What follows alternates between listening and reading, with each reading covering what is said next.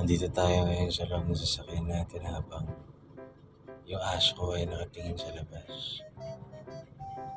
Tila pag umiibig siyang muli.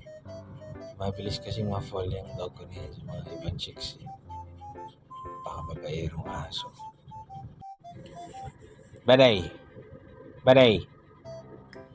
Baday! Ano, mahal mo? Mahal mo na? Dali mo ba? Mahal ka rin ba? Mayaman na, love naman kita. Love, love, love, love. Ano, nainip ka? Nainip ka na? Oh, andito tayo ngayon sa, hindi ko alam to, basta sa tabing dagat.